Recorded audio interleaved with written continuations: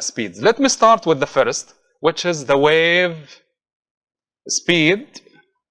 Apparently, this wave speed is along the x-axis. Okay, we call it the wave speed. Okay, we know from kinematics, from physics 101, that the speed is the derivative of the displacement. Okay, so it is along the x-axis. So I need to talk about dx by dt. If I succeed to find dx by dt, I will be able to find what? The wave speed. So wave speed, which is v, okay, equals dx by dt. This is from our previous knowledge of physics 101.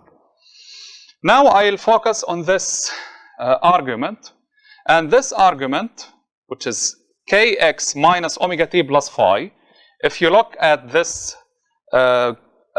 animation again, you see the wave at a certain y, so I fix the y, and you see the wave is moving to the right at a constant rate or constant speed. So this means that this argument will be constant. Why? Because x is increasing as the wave propagates from left to right. X is increasing. Also, we have the time is running and is increasing, but we have a minus sign.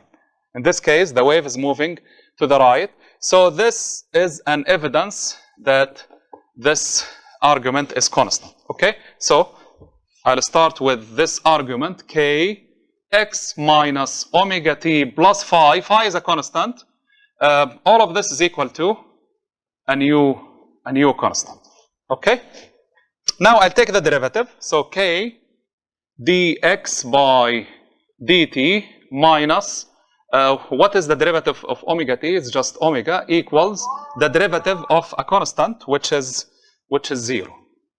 Okay? So from here we can write the following: k multiplied by v, which is the wave speed, equals omega, and finally I reach to v, which is the wave speed, equals omega over k. Very important result. Okay, omega over k, and you can see that it is positive velocity. Why is it positive velocity? Because I used a minus sign here.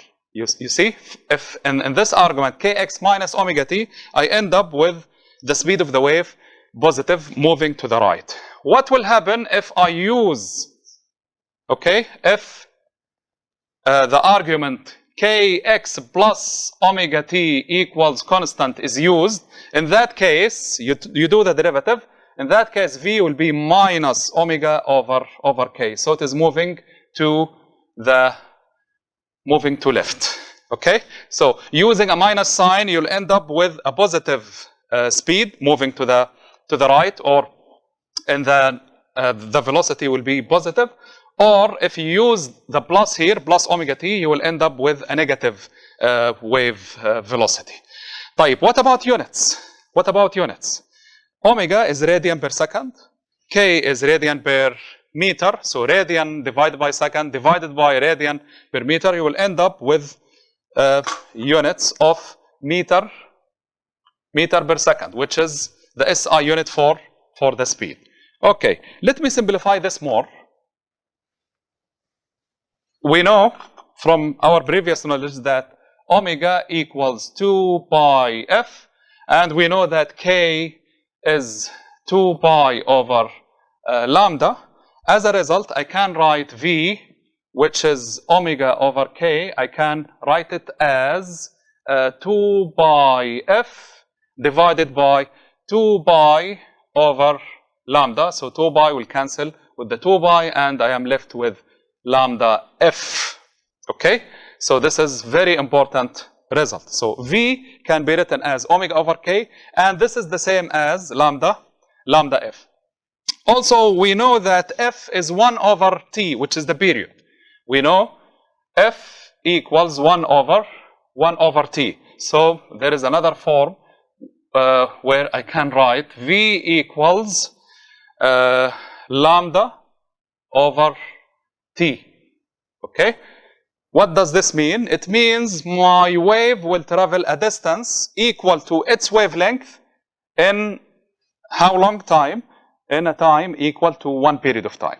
The wave will travel one wavelength in a time equal to one period. Very nice. Now